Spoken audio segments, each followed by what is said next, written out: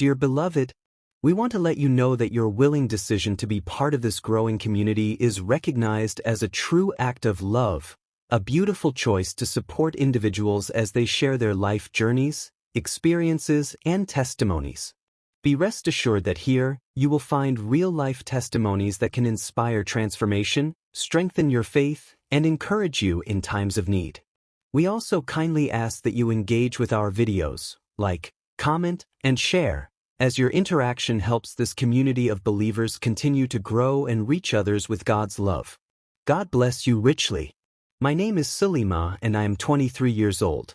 I live in a small apartment in Texas now, where the sky seems endless and the air feels different from the place I grew up. Every morning when I wake up, I remember how far I have come and how God saved me from a life I thought would destroy me forever.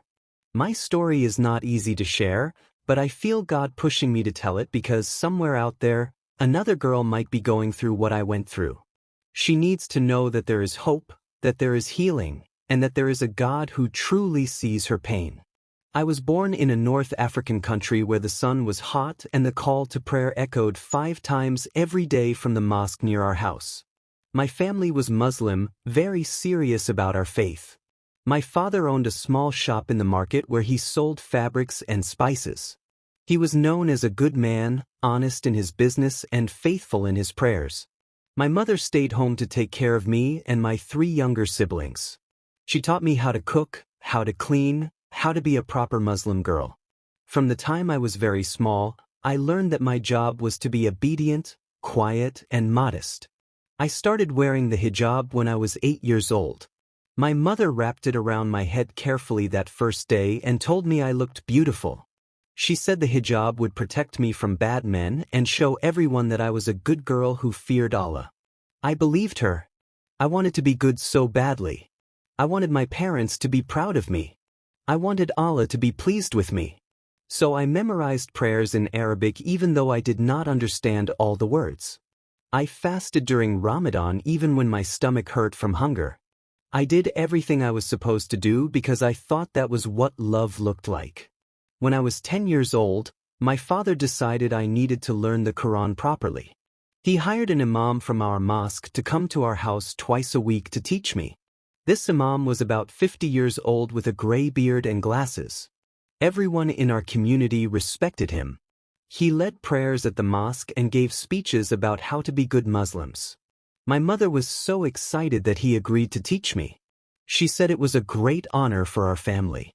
I remember feeling special, like I had been chosen for something important. The lessons started in a small room at the back of our house. My mother would serve us tea and dates, then leave us alone so I could focus on my studies. At first, the imam seemed kind. He would smile at me and tell me I was a smart girl. He was patient when I made mistakes reading the Arabic words. He would correct me gently and encourage me to try again. I felt safe with him. I trusted him completely. I had no idea that this man, this holy man that everyone respected, was about to steal my childhood and leave me broken in ways I could not even understand yet. The change happened slowly, so slowly that at first I did not even notice something was wrong. It started with small things during our lessons. The imam began sitting closer to me than before. He would put his hand on my shoulder when he was explaining something from the Quran. He started making comments about how I was growing up, how I was becoming a young woman. These things made me feel uncomfortable in a way I could not explain, but I pushed those feelings down deep inside. He was an imam, a teacher of God's word. Surely he was just being friendly. Surely I was being silly for feeling strange. Then one afternoon when I was 11 years old, everything changed forever. My mother had gone to visit my grandmother who lived on the other side of town. My father was at his shop. My siblings were at school. I was alone in the house with the imam for our Quran lesson. We were sitting in the back room as usual, and I was reading verses out loud. Suddenly he reached over and touched my face. His hand felt rough and wrong. He told me I was beautiful, that I was special, that Allah had blessed me. My heart started beating very fast. Something inside me knew this was not right, but I was frozen. I could not move or speak. What happened next is something I still have nightmares about even now, 12 years later. The imam did things to me that no adult should ever do to a child. He hurt me in ways that made me feel like I was not even in my own body anymore. I wanted to scream but no sound came out of my mouth. I wanted to run but my legs would not move. When it was over, I felt dirty and broken and completely confused. He adjusted his clothes and told me very seriously that this was our secret. He said if I ever told anyone, they would blame me. He said I had tempted him by the way I looked at him, by the way I moved. He made me believe that what just happened was my fault. I ran to the bathroom after he left and I cried so hard I thought I would never stop. I scrubbed my skin in the shower until it was red and painful. I wanted to wash away what had happened, to make it disappear, to go back to being the innocent girl I was just 1 hour before. But I could not go back. Something had been taken from me that I could never get back. I felt ashamed and guilty even though I had done nothing wrong. I was just a child, but I did not understand that yet. I only knew that I felt ruined. If you haven't subscribed yet, we'd love for you to be part of this journey. Our community is built on real testimonies and people's struggles, voices that challenge us to think deeper and live with greater clarity. The imam came back the next week for another lesson. And the week after that. And the week after that. The abuse continued for almost 2 years. Every time he came to my house, I felt sick to my stomach. But I could not tell anyone. In my culture, girls who were violated were seen as damaged and shameful.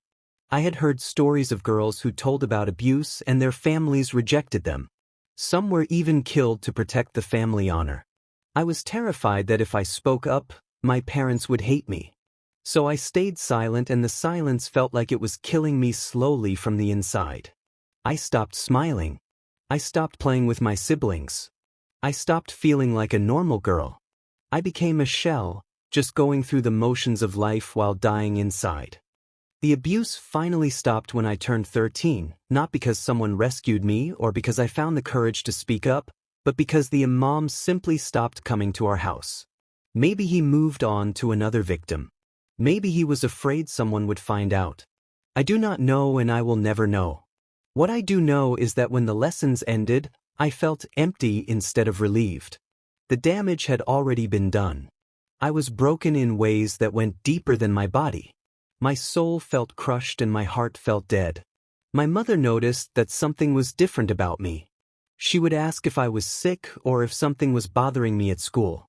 I would always say I was fine, just tired. My father barely noticed anything because in our culture, fathers did not pay much attention to their daughters. My siblings were too young to understand that their big sister was drowning in pain and shame.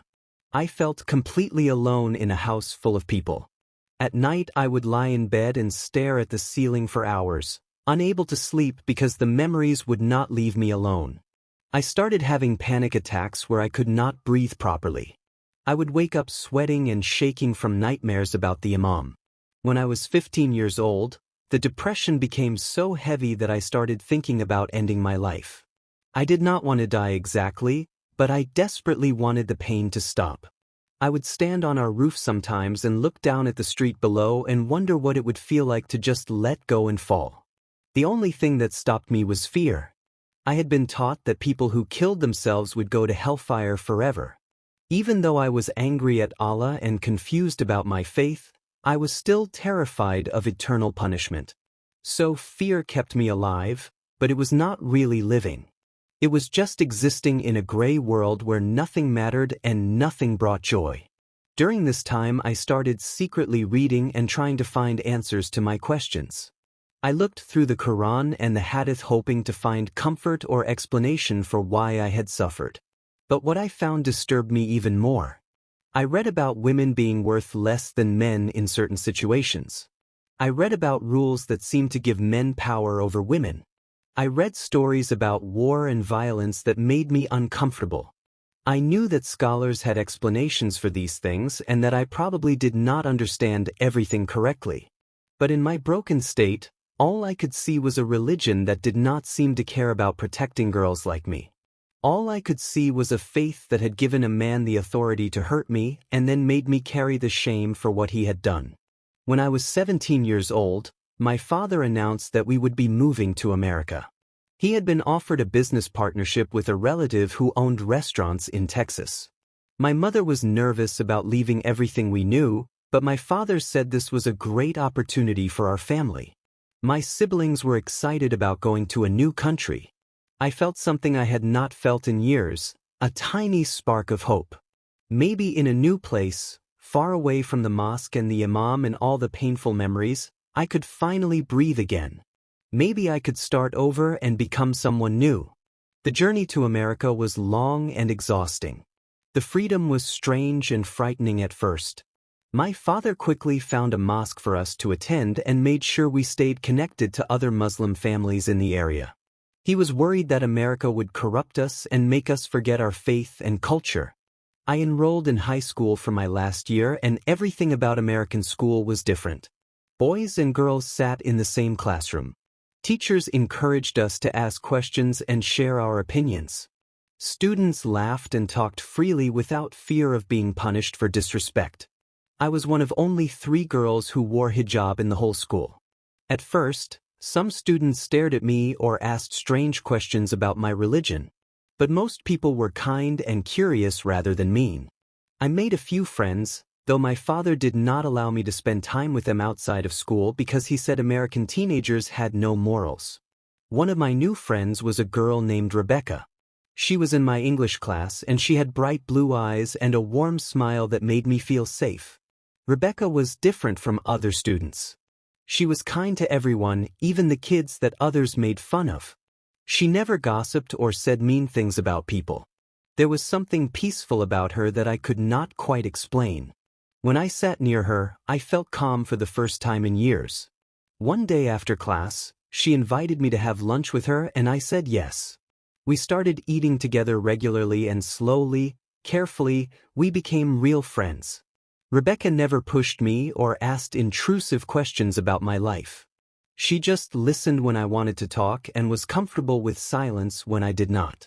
After a few months of friendship, I finally asked her why she seemed so different from everyone else. She smiled and told me it was because of her faith in Jesus. She explained that Jesus had changed her life and given her peace and purpose. I was confused because I had been taught that Jesus was just a prophet, not someone who could change lives. But I was curious too. I wanted to know how her faith made her so peaceful when my faith had only brought me pain and fear and emptiness.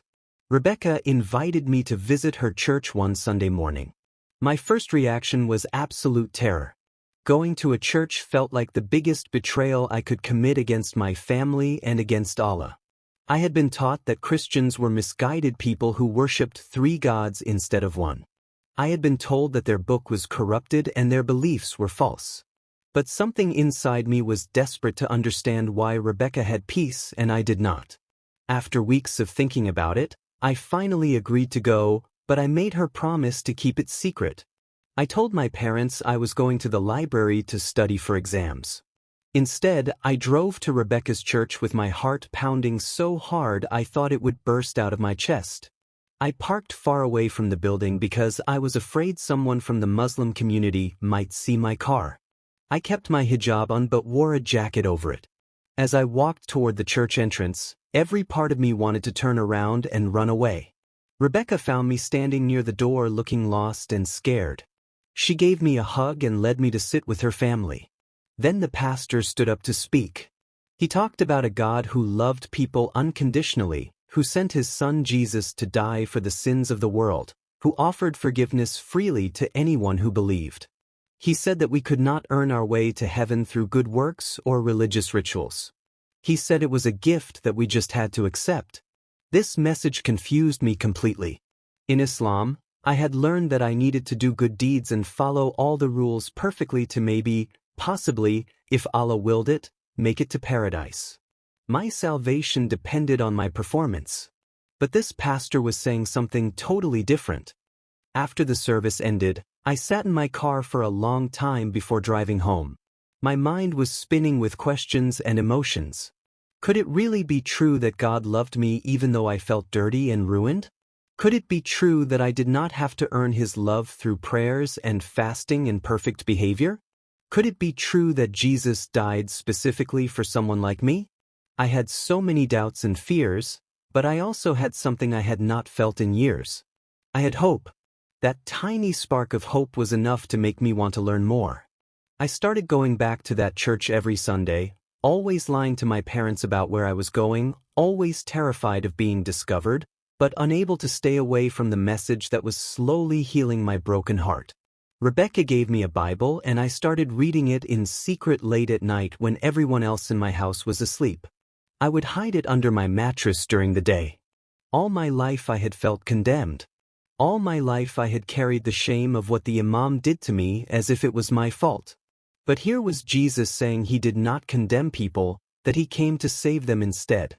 I read the Psalms and found prayers from people who were hurting and angry and confused, just like me. They cried out to God honestly about their pain and God listened to them. I had never been allowed to be honest about my feelings in my prayers to Allah. I was supposed to always be grateful and submissive. But in the Bible, people told God exactly how they felt and He did not punish them for it. Rebecca also introduced me to a Christian counselor who worked with young women who had experienced trauma. This was the first time I ever told another person about what the Imam had done to me. Speaking the words out loud was the hardest thing I had ever done. I shook and cried and felt like I would fall apart. But the counselor did something I never expected. She looked me in the eyes and told me very clearly that what happened was not my fault. She said I was innocent, that I was a victim, that the Imam was the guilty one. She said God grieved over what happened to me, that He had never abandoned me even when I felt completely alone. Hearing those words began to break the chains of shame that had held me prisoner for so many years. Over the next several months, I learned about grace. Grace meant that God loved me not because I was perfect but because He chose to love me. Grace meant that Jesus took the punishment for my sins so I did not have to carry guilt anymore. Grace meant that I could come to God just as I was, broken and messy and full of doubts, and He would accept me. One night when I was alone in my room, I felt God revealing to me that I needed to make a choice. I could not keep living with one foot in Islam and one foot in Christianity. I asked Him to forgive my sins and be my Savior. I told Him I was scared of what would happen next but that I was giving Him my whole life. The moment I prayed those words, I felt a peace wash over me that I had never experienced before. For the first time since I was 11 years old, I felt clean. I felt loved. I felt whole. The peace I felt after accepting Jesus was real and powerful, but it did not take away the fear of what would happen when my family found out. For several months, I tried to live carefully. I continued wearing my hijab around my family and going to the mosque with them to avoid suspicion. But inside, everything had changed. But one day the truth came out in a way I did not plan. My younger brother found my Bible hidden under my mattress while looking for something in my room. He immediately told my parents. That evening, my father called me into the living room where the whole family was gathered. The Bible was sitting on the coffee table like evidence of a crime. My father's face was dark with anger. He demanded to know where I got this book and why I had it. My hands were shaking but I knew I could not lie anymore. I looked at my parents and my siblings and I told them the truth. I told them that I had become a Christian, that I believed Jesus was the Son of God, that I had been baptized. The explosion that followed was worse than anything I had imagined. The pain of seeing my family turn against me was almost unbearable. My father gave me an ultimatum that very night. He said I had two choices. I could renounce Christianity and come back to Islam, or I could leave his house and never return. He said if I chose to stay Christian, I was dead to them. They would not speak my name or acknowledge my existence. Everything in me wanted to take it back, to tell them I had made a mistake, to keep my family even if it meant living a lie. But I could not deny Jesus. I packed a small bag with clothes, my Bible, my laptop, and a few personal items. My hands were shaking so badly I could barely zip the bag closed. My mother came to my room one last time, tears streaming down her face. She held my hands and begged me to change my mind. I hugged her tightly and told her I loved her, but I could not deny what Jesus had done for me. She pulled away from me and walked out of my room without looking back. That was the last time I saw my mother. I called Rebecca from my car and told her what had happened. She immediately told me to come to her house. Her family welcomed me with open arms and let me stay in their guest room. The church community rallied around me, providing support, encouragement, and practical help. But nothing could fill the emptiness left by losing my family. I grieved deeply, as if someone had died. In a way, someone had. The daughter my parents raised, the sister my siblings knew, that person was gone. I had been completely cut off, erased from their lives as if I had never existed. The first few months were the hardest. I received threatening messages from people in the Muslim community who had heard about my conversion. The church became my new family. Rebecca's parents treated me like their own daughter and helped me enroll in community college. The women at church surrounded me with love and taught me what it meant to live as a follower of Jesus. I joined a Bible study group and learned more about God's Word every week. About a year after leaving home, I tried to reach out to my mother one time. I sent her a letter telling her I loved her and that I was doing well. I explained that Jesus had not taken me away from her, but that my parents' choice to reject me had created the distance between us. I told her I prayed for her every day and hoped that someday she would understand. I never received a response to that letter. Now at 23 years old, I can look back on my journey and see how God used every painful moment for His purpose.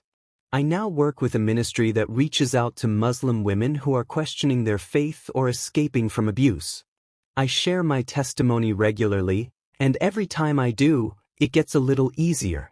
I tell them about the imam who hurt me and how I carried shame for something that was never my fault. I tell them about the emptiness of trying to earn salvation through religious performance. I tell them that no matter what they have been through, no matter how broken they feel, Jesus can heal them and make them whole.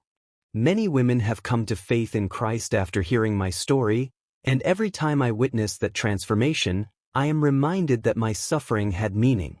The healing process continues even now. I still have moments when I miss my family so much it physically hurts. But I would choose Jesus again and again, no matter the cost, because He is worth everything. God has also brought new relationships into my life.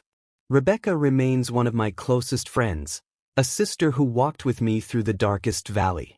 To anyone listening or reading my testimony right now, I want you to know that Jesus is real and His love for you is deeper than you can imagine. If you are questioning your faith, if you are struggling with doubt, if you feel trapped in a religion that brings you fear instead of peace, please know that you are not alone. God sees you right where you are.